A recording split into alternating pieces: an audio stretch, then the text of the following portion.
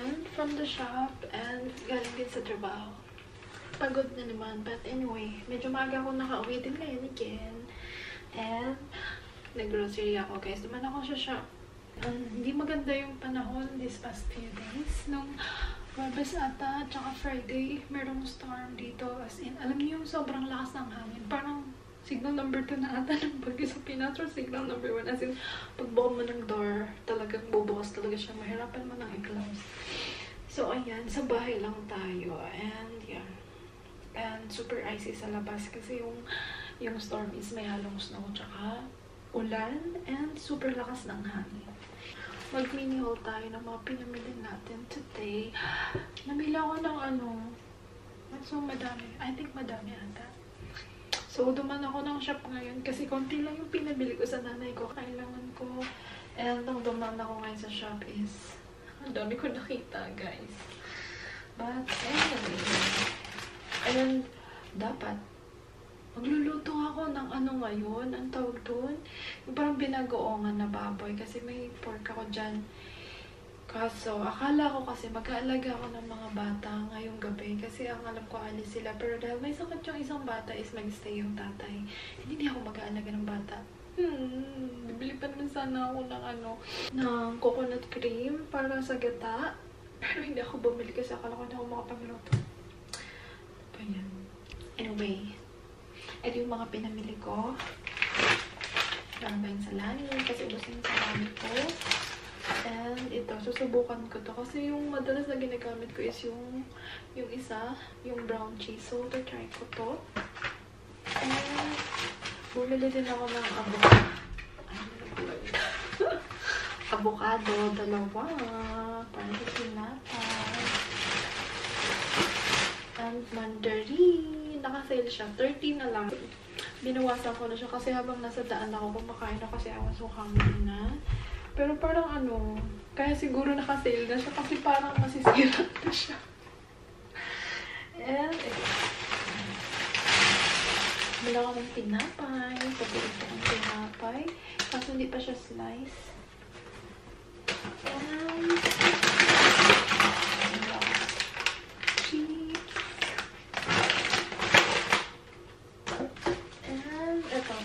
noodles kasi ito yung kakainin ko tonight.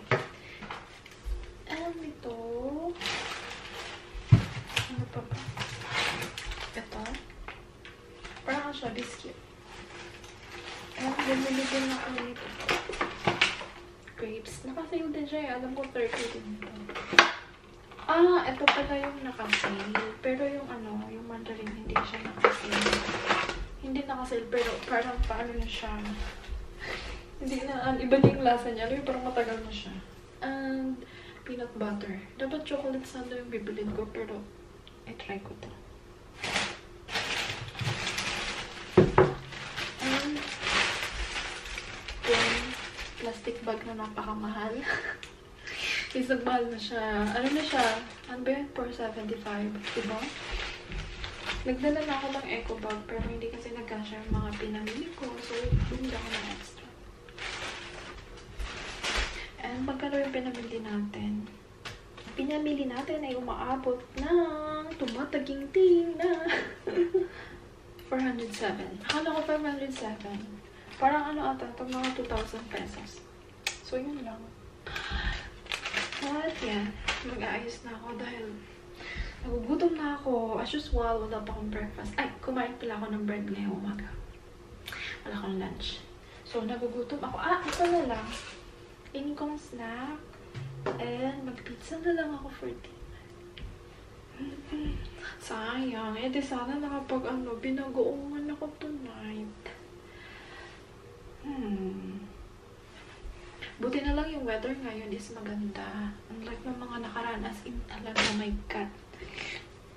Kung depressed ka, lalo ka matidepress.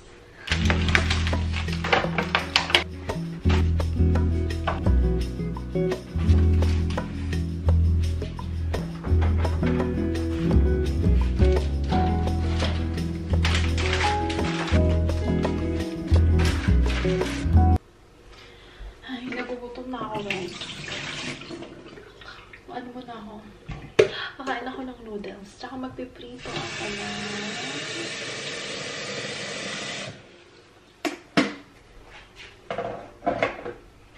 Piprito ako ng sausage kasi malapit na siyang ma-expire. Ano pa naman? Sa ano pa naman? Sa 10 pa naman. Pero 4 na ngayon, diba? So, kailangan na natin siya. Nabawasan ko na siya eh. Pero, yeah. Kailangan na natin siyang gamitin bago mahuli ang lahat.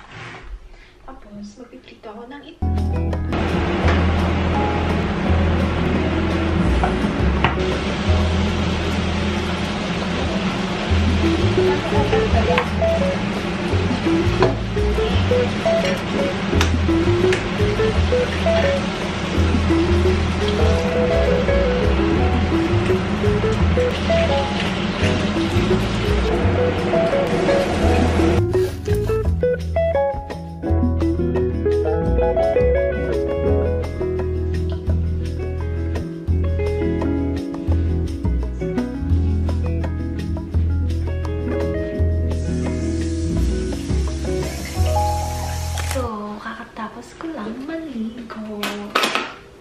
Hindi pala, medyo kanina pa. Kasi medyo tuyo na yung buhok ko. And naisip ko, ikabit ko ulit itong ano. Ba't mo ako? Makulim sa buhok. So, naisip ko, ikabit ko ulit itong LED lights ko doon. Since mahaba na naman yung ano, yung mga gabi natin. And yeah, magiging madilim na naman. Hindi, madilim na nga. Madilim na yung mga araw natin ngayon. Nagsimula na, and yeah. Ikakabit ko ito siya doon. Ayan. Kita niyo ba? Doon ko siya ikakabit sa corner. And, kasi yung mga ilaw ko dito is warm. Pero hindi halata sa camera. Kasi hindi ko din alam. Pero, yeah. Para mas maging maliwanag ang buhay natin. Char!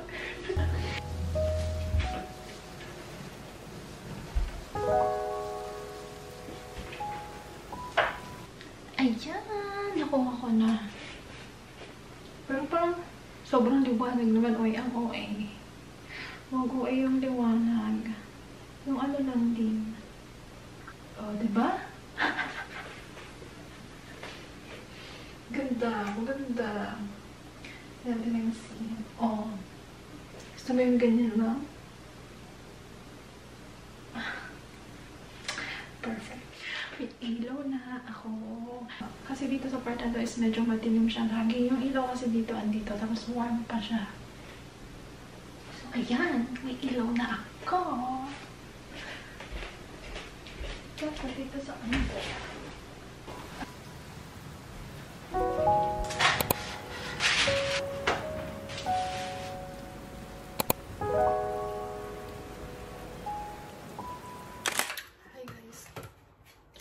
It's parang 8 na ata. 8 na lang gabi. This is my dinner. Yung kanina is hindi siya dinner. Snack lang yun. So, ito yung dinner natin. Pizza. Yung paborito kong restaurante na pizza na may cheese, tomatoes, and pesto. For our drinks is ito. Ano, flavored water siya. Ano lang. Maglalagay ka lang ng very light. Ay, ano ba yan? Bakit natapon? Very light lang. Konti lang, oy. Kasi masyadong matamis kapag madami. Ay, bakit makalat naman? Lagyan natin ng yelo para bongga.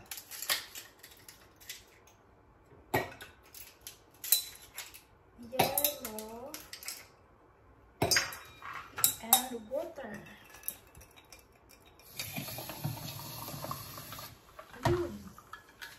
So,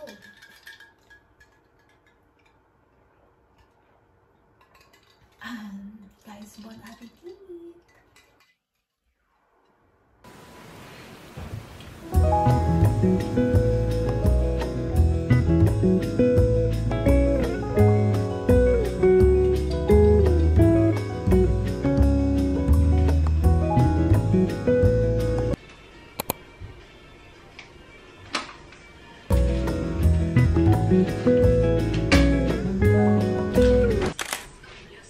Good morning, everyone. And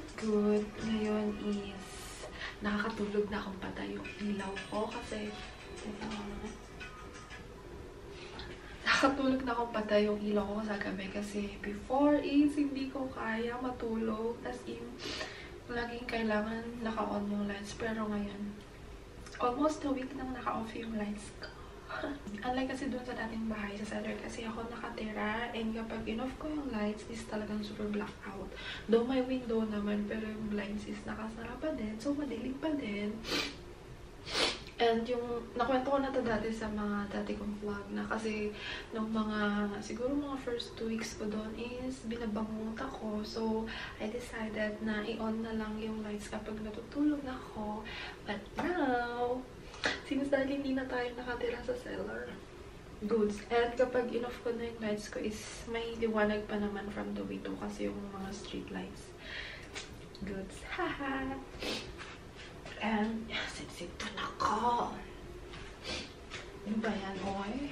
I'm sure ba? Mamaya nahawaan ako ng mga alaga ko. Bawal magkasakit. Kasi yung isang alaga ko, nagkasakit siya. And today is, pupunta din ako ng church. Mag-church ako today. After a long time. Kasi I was too busy. And yeah, yung mga bagay na, you know. And, diba? Kakain ako ng breakfast. Nakakatamad sanang lumabas kasi ang lamig sa labas. But yeah, kailangan natin lumabas kasi, you know, hindi naman pwedeng lagi tayong nasa loob ng bahay. 1 week na ako dito sa bahay, tapos hindi pa ako lalabas. But yeah, iniisip ko kung kakain ba ako ng dinner sa labas or kasi kapag nag-church kasi ako, hindi radyo ako uwi kadalasan. Or sometimes kukain na lang ako sa labas. And hindi kasi ako, alam niyo, nakikipag-interact kasi nahihiya ako, grabe as in. Hindi ko alam, parang meron na ako ngayong social anxiety. Parang mas gusto ko lang na nasa loob lang ako ng bahay. Tapos parang kapag surrounded ako ng maraming tao, parang gusto ko na lang maglaro. Alam niyo yun? Hindi ko alam, parang bumabalik ako sa dating Monique. Kasi parang ganun ako dati. Though, hindi naman ako sobrang mahihain. Pero, mahihain ako kapag surrounded ako ng mga, alam mo yun, siguro normal lang naman yan kasi kapag hindi mo kalala yung mga tao is sobrang mahihiya ka. Pero, alam niyo, parang kapag surrounded ako ng mga daming tao, parang gusto ko na lang maglaro. Parang, alam mo yun, parang instant na i-enjoy ko yung paligid. Parang daming pumapasok sa utak ko na parang, hindi ko ka na lang. Parang, basta, ang hirap explain. Magkakat tayo ng bread. Yung nabili kong bread ay hindi pa siya cut. Hindi pa siya slice. Pansin ko, parang medyo nakakatuwa yung mga neighbors namin dito. Unlike dun sa kabilang street na bahay namin. Namamansin sila, guys. Nakakatuwa kasi kapag naglalakad ako dyan, tapos may mga kasalubong ako, umingiti sila. And nung nakaraan may nakasabay ako, mag-asawa sila. Tapos, kasi naglalakad, duman ako doon sa shortcut. Tapos, yung aso nila, tinakulan nila ako kasi naka-hoodie ako. Tapos siguro, parang akala ng mga aso is, you know, something animal in the forest. Tapos yung tinakulan nila ako ng mga aso, sobrang nagsorry sila sa akin. Sabi ko, okay lang naman kasi hindi naman nakakatakot yung yung tahol ng mga aso kasi maliit lang yung mga aso. Wala lang, nakakatuwa lang. Alam mo yun, kapag naglalakad ka, you know, may namit kang mga strangers sa daan. And they're so nice. Tapos may mga kilala din daw silang mga Pinay. You know, okay na ba to? Mga opyang. And my friend din sila. Nakwento ko din sa kanila na ngayon naiintindihan ko na yung mga puti. Bakit gustong-gusto nila yung yung warm weather ba? Yung pupunta sila sa mga tropical country para magbakasyon, enjoy yung araw. Ngayon, naiintindihan ko na sila. Guys, kung akala nyo nakakatuwa yung winter at yung maraming snow, hindi. Siguro at first, oo. Kasi syempre, first time mo na-experience yun. Pero kapag alam mo yung tumagal ka na sa sa malamig na country, is parang ma-appreciate mo na yung araw. As in, yung parang yung parang hinahanap na ng katawan mo yung init ng araw. Tapos, kapag naglalakad ka, tapos nakita mo may sumilip na kaunting araw, magaganyan ka. Alam mo yung parang sinasamba mo yung araw. Nakwento nga sa akin ng isa kong classmate, si Selena, siya, Norwegian.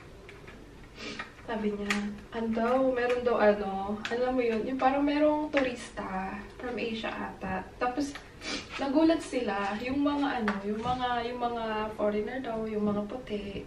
Kapag nakakakita daw ng araw, nakaganyan lang daw sila. Tapos, akala nila, sinasamba nila yung araw. Not knowing na we're just enjoying the sun, diba? Kaya ngayon, hindi ko alam. Let's see. Pinagpaplanuhan kung i-spend yung holiday season somewhere na may araw, guys. I hope makakita ako ng ticket ng mura. Kasi nag-check ako, medyo mahal na yung mga ticket. Kasi late na. Kasi dumating kasi yung visa. Guys, thank you, Lord. Akala ko talaga, kasi last week I was so stressed. Kasi may nangyari dun sa visa ko na parang hiningan pa ako ng addition na dapat pala ipapasa yun before, pero hindi ko napasa. So, hiningan ako and nag-overthink na naman yung ate nyo. And yeah, as in talaga, kaya siguro nagka-migraine ako last week. Pero okay na siya, approved na. Thank you, Lord. So, ayan. So, late na dumating, medyo late. Para mag-book ng, mga holiday vacation. So, dapat, plan ko talaga, mag-spend ako ng holiday with my sister, sa kapatid ko, in Germany. Pero, papagbigyan ko nila mag-spend ng Christmas and New Year with the family of her husband. Okay lang naman na mag-join ako sa kanila. Pero, malamig kasi doon, guys. So, galing na ako sa malamig. Tapos, spend ko pa ng bongga. Nakatira yung parents nun sa, parang countryside din. And sabi nila, madami din daw doon mag-snow. So, oh my God. Kailangan ko ng araw. So, I think mag-shift ako ng plan. Hindi ko alam. Tingnan natin kung saan ako makapag-spend ng holiday season. Nag-crave din ako na mag-travel alone. My goodness din. Parang ang tagal ko nang kinikrave yun. Parang hindi ako mapapalagay hanggang hindi ko nagagawa yun. Again, matabang pala. Yung peanut butter dito, guys, matabang.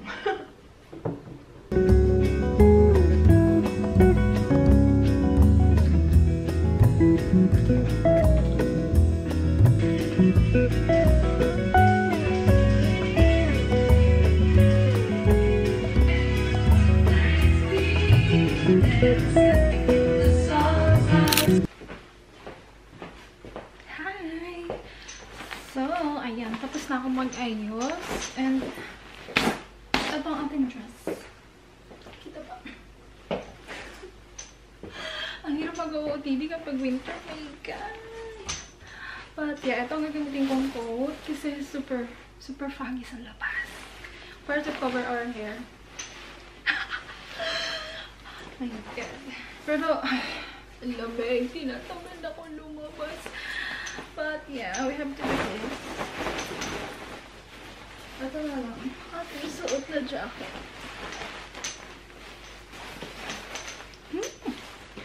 And, ang ating bag. Ang bago kong paboritong bag. Kasi, siya, pwede siyang pang everyday, kahit saan.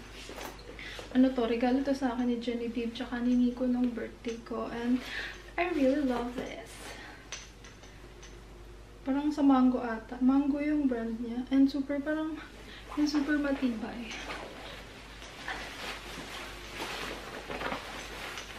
Oh, diba? Hoodie. Guys, let's go! Saktong-sakto yung ating damit. Guys, umuulan. Tignan nyo naman, ang snow. Hey! Kala mo, masisira mo yung araw ko today, ulan. No, I am ready. Pero, hinihingal ako. Mamaya na nga lang.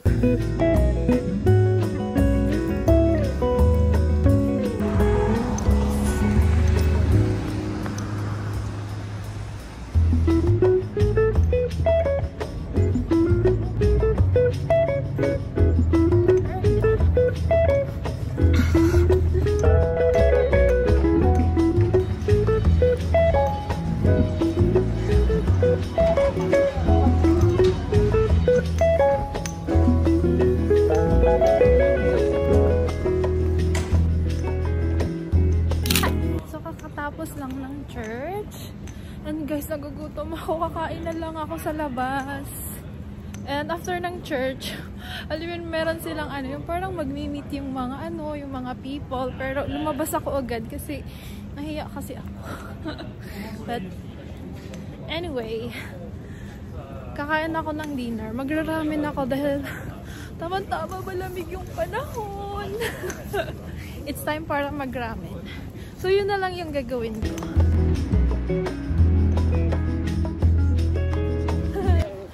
Parang hindi ko alam. Nakalimutan ko yung daan dun sa restaurant. I'm lost. I'm lost again. I'm not sure kung tama yung daan ko. Hindi mo kung tama naman siya. Nagugutom na ako. I need sabaw.